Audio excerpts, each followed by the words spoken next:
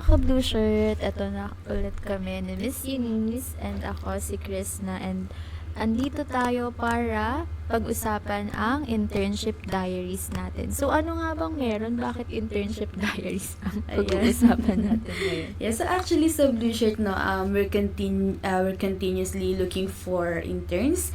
Sa mga naghahanap ng internship dyan, baka gusto nyong magkaroon ng tips or Gusto nyo lang makinig ng kwento namin. yes. So, para sa inyo po ang episode na ito. So, ayun. Ano naman ba yung mga memorable na happening sa internship mo? Since senior kita, you go first. Senior, ahead lang ako kay Chris na ng 1 year. One year. Ayan. And same kami na psychology. Ayan. So actually kasi sa psych, dalawa yung internship namin. So meron kaming industrial and meron din kaming clinical. Ayan. So I guess yung pinaka-match dito sa corporate world is yung industrial experience natin. No? So ikaw ba, Chris, na ano yung industrial internship mo before? Actually, wala.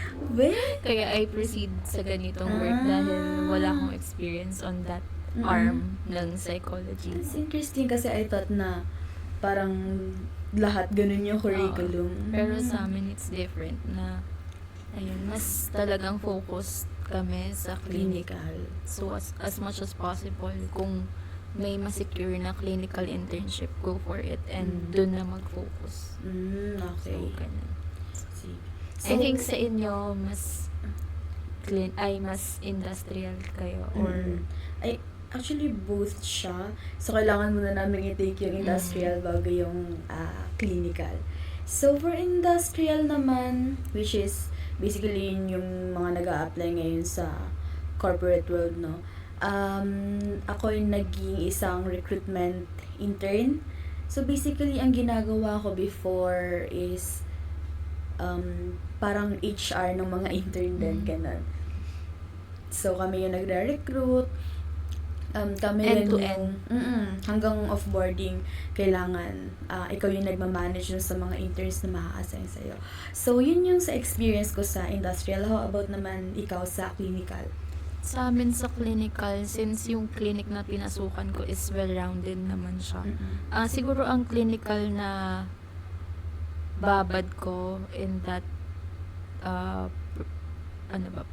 arm ng psychology is yun, nagpa-facilitate kami ng mga talks sa mga different companies since may partner silang provider ng mental health well-being na mga seminar, and it's good to know na mga resulta ng survey namin is na-i-introduce sa mga nasa workplace yung kahalagahan ng mental health and that it does not end sa pagkakaroon ng mental hygiene. Maraming parents from that workplace na na gusto nilang magkaroon ng like topic about mental health, kung paano mag-reach out sa mga anak nila. Okay, that's very So, nice. that's one of our results dun sa nakita kong findings upon kasi tinignan ko lahat. Like, ako yung nag-group ng mga nila. So, since hindi siya quantified na code, pinagsama-sama ko siya. And ayun yung nakuha naming responses sa mga parents from the workplace. So, I think mas marami talagang parents na yung nandun. I mean, yung age bracket is nandun sa bandang mga parent age yun. Ayan. So, actually, parang different siya from my experience sa clinical, no? Kasi, yung internship namin before is online kasi during pandemic yon. So, hindi talaga encourage na tawag ito, mag-onsite kami sa mga clinics. So, basically, ang focus ng clinical namin before parang more on psychological tests. So, kami-kami lang din yung tawag dito, nag-take ng test. Oo. Kayo yung taga-test at taga-take. Yes. So, yeah, ayun yung ating mga experience before during our internship. Ayun, since nakapag-share naman na kami ng mga experience namin outside dito sa current workplace namin, how about yung mga experience natin with handling interns and how do we approach them, Mhm. no? So, ikaw, Miss Eunice, as supervisor and ikaw yung laging nagpa-final interview sa mga interns natin, how would you say, paano ba ang experience ng pag-select? Siguro simulan natin sa pag-select ng mga interns. Pag-select.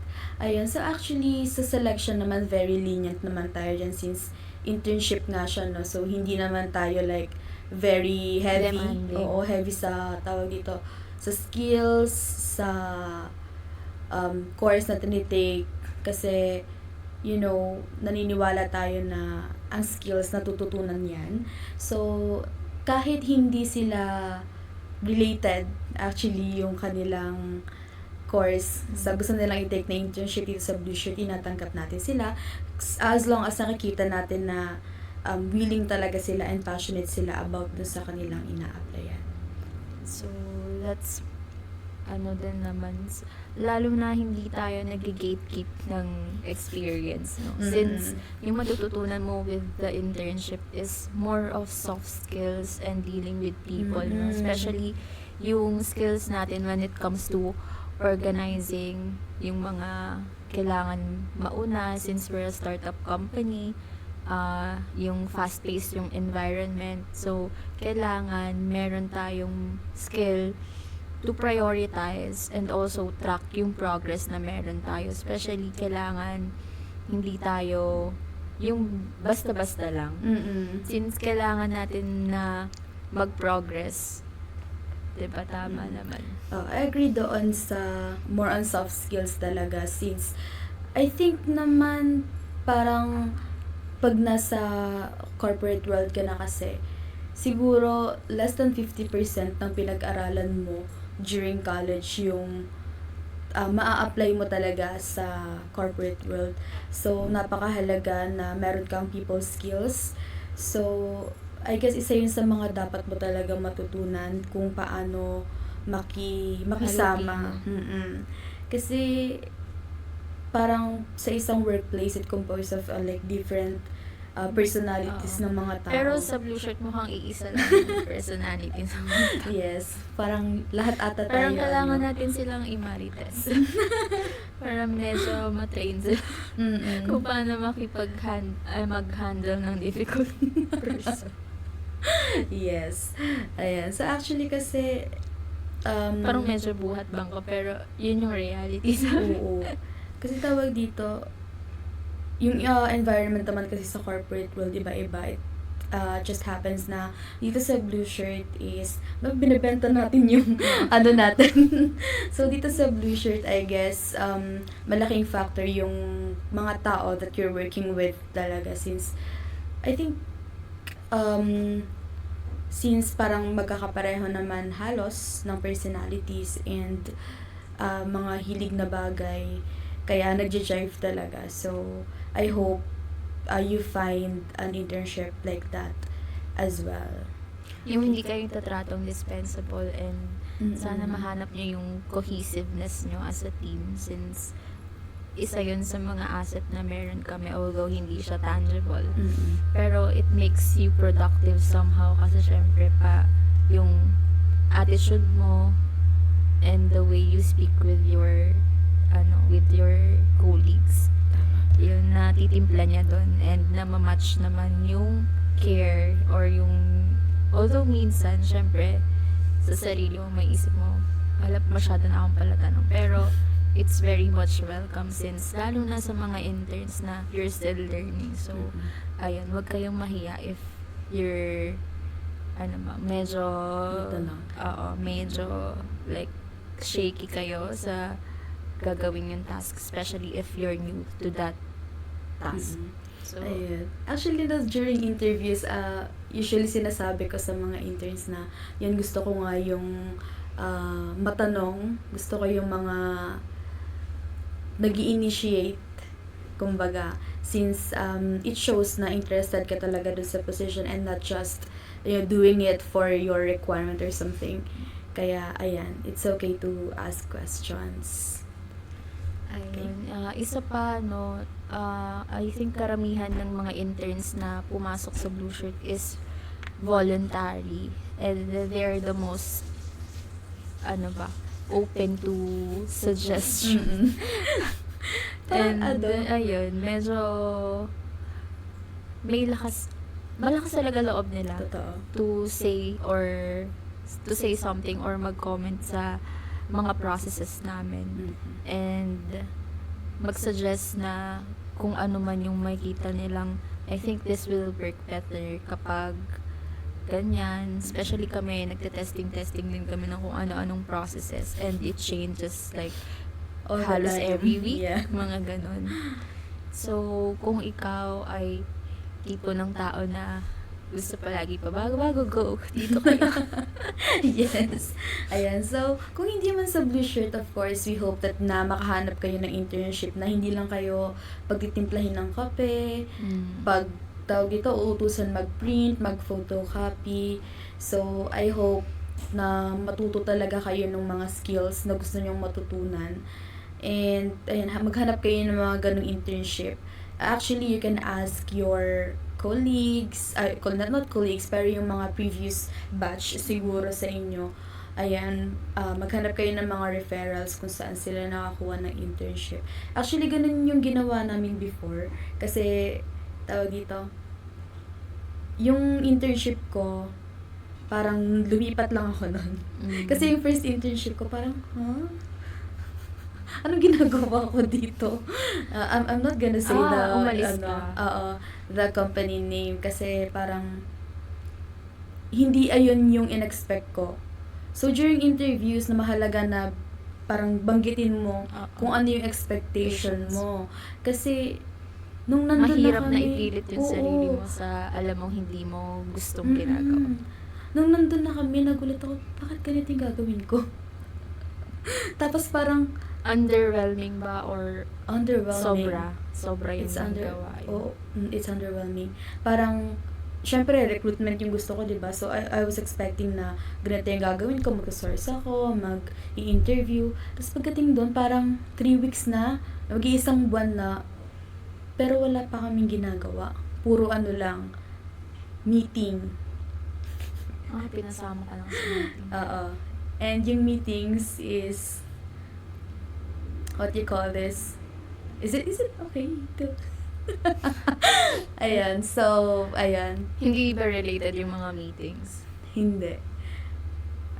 Siguro, the word is testimonious? If term man yun. Ganun yung mga meeting. So, like about them. Yeah. It's all about them giving praise to themselves. Yeah. Puro mga ganun. I was like, bakit? Recruitment yung in-applyan ko, pero bakit ganito? So, after a month, like, hindi ko na talaga gusto yung ginagawa doon kasi parang wala akong natututunan. So, it's okay to let Switch. go. Oo, kung switch talagang wala kang natututunan. Kasi tandaan pero mo, do it oo. with courtesy pa rin. oo naman. Magpaalam ko, wag ka namang mag-iwal. Mag-awol. Kasi, very, bad sa record yun. So, Oo. magpaalam ka ng maigi, ng mabuti. Kasi, kung hindi mo, tawag dito, nag-internship ka to learn Pero kung wala ka natututunan, mulis ka na. Aaksaya ka lang din ng effort mo. Especially, you're still studying din naman. So, choose your battle. Tama. Doon na lang tayo sa may napapalata. Oo. So, ayun, nag-ask kami ng referral from our classmate kung saan siya nag-internship. Tapos, nung napunta kami doon, ayun, doon na talaga doon ko na na-experience yung talagang recruitment. So, okay. Ask for referrals. Ni-refer lang ako. And the one who referred me is supposed to be the one na kasama ko din sa internship na yun. But it just happened na biglang from 3 na kailangan na interns dun sa namin, Clinic. sa clinic na yun. Naging 2. So, yung yung nag-refer sa amin, siya na yung nag-give up ng seat niya Oh. para sa aming dalawa. And ikaw, if you're listening to this, thank you. Kasi ang ganda nung experience ko, but it just happened na wala ka ron. Mm-mm. Pero yun, na-appreciate ko yung effort mo. And maganda rin naman yung internship niya. Mm-mm. Although, mas heavy, I think, kasi yung clinic na yun is talagang may mga what do you call this?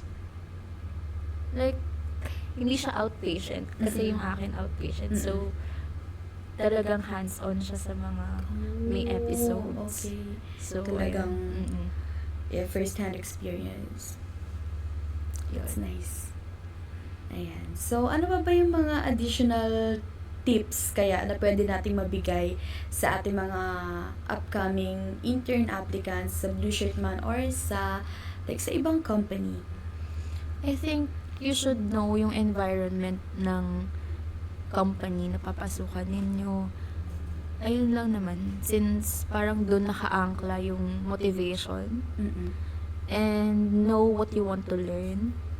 Syempre, like, katulad ni Miss Eunice na gusto niya, may specific siyang gustong matutunan. So, medyo siguro mag-review tayo ng mga weak points natin. So, theoretically, ano ba talaga yung enticing for you to practice? So, siguro, ayun yung pasukan mong internship and say that to your interviewer na, I want to experience this. Will you be able to provide yung ganitong experience? So, I think make or break yung talagang na yun. Lalo na kung unpaid yung internship, no? So, siguraduhin nyo na wala man kayong makuhang monetary. Oo. At least, meron kayong natutunang, may nakuha kayong skills.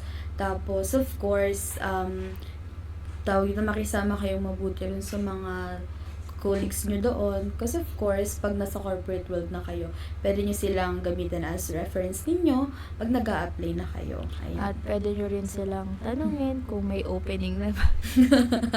Pwede bang mag-apply Pag-graduate dyan? na. So, hindi lang naman in the moment na habang estudyante ka pa, magbe-benefit doon. Siyempre, gagraduate ka din at Oo maghahanap naman. ng trabaho. And you might be fit for that company after your graduation. So, Yes. might as well get connected and establish relationship with your colleagues dun sa Yes. inyong internship.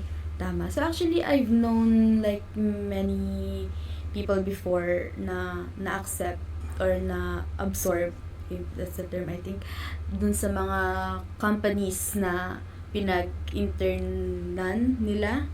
So, I hope maging motivation din yun sa inyo. Kasi of course, pag nakita naman nila yung value nyo as an intern and if you're really doing a great job doon sa task na binigay sa inyo, of course, hindi nila kayo papakawalan. Baka mag-offer sila agad sa inyo ng job, kumbaga.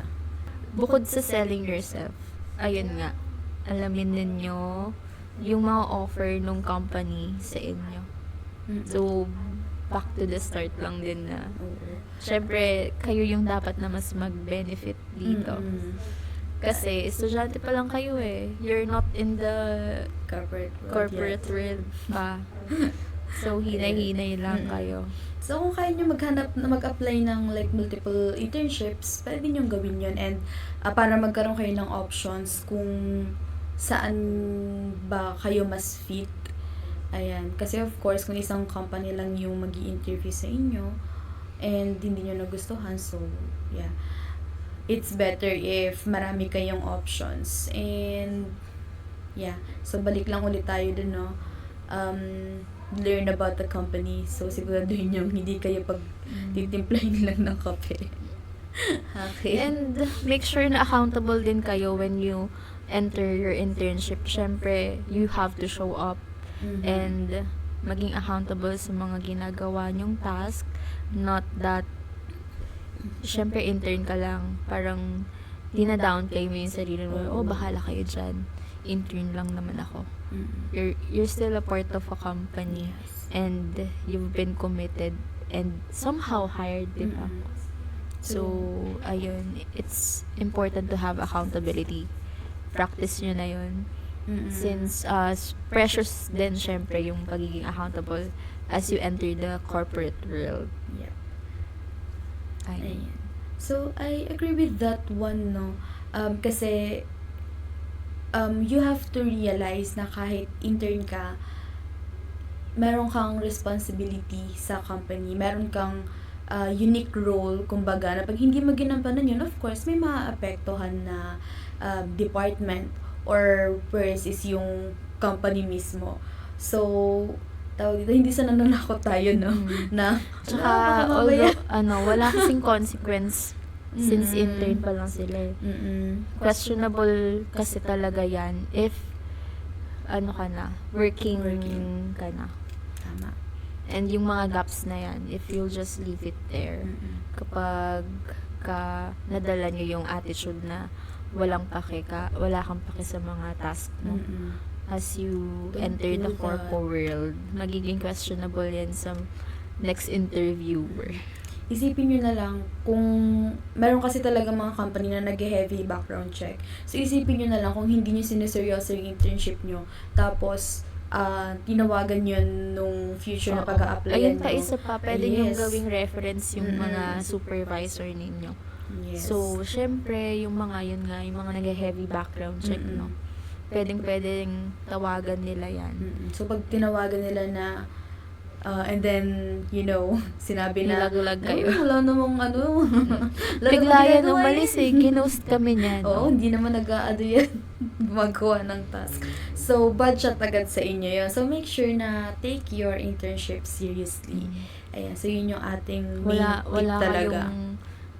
wala kayong instant na reprimand. Pero, Mm-mm. it will backfire eventually. Lalo na pag ganun yung ginawa niyo. Tsaka isipin mo, nilagay mo sa resume mo na meron kang experience sa ganitong internship. Tapos yun yung trabaho pinasukan mo. And then, pag nandun ka na, hindi mo alam yung mga basic skills kasi hindi mo naman ginawa. So, babalik pa rin talaga siya sa'yo. Okay? Pag hindi nag-manifest yung mga kinlay mong skills sa resume mo, pero pagdating mo sa trabaho, wala kang magawa. Tama. So, Hindi naman din kasi lahat ng workplace nag-entertain ng hindi alam. oo. Di ba sa totoo lang? Oo. Like, lalo na sa mga ibang company na established na, gusto nila day one, alam mo na. Mm-mm. So, kayo ang mag-a-adjust with them. Ayan. So, I guess, yun yung mga tips natin ngayon. No? So, if you want to learn more or if you're interested sa ganitong kind of topics, so, comment nyo lang yan sa ating kung saan man platform kung may kayo nanonood nakikinig. man na previous interns namin, Comment naman kayo dyan. comment naman kayo dyan. Ang mga memorable intern Yes. experience nyo sa amin. Pinag-tiktok ko kayo or kung ano man. Comment down below. Yan. So, Abangan ang next naming episode ng Kwentong Blue Shirt Podcast. bye-bye!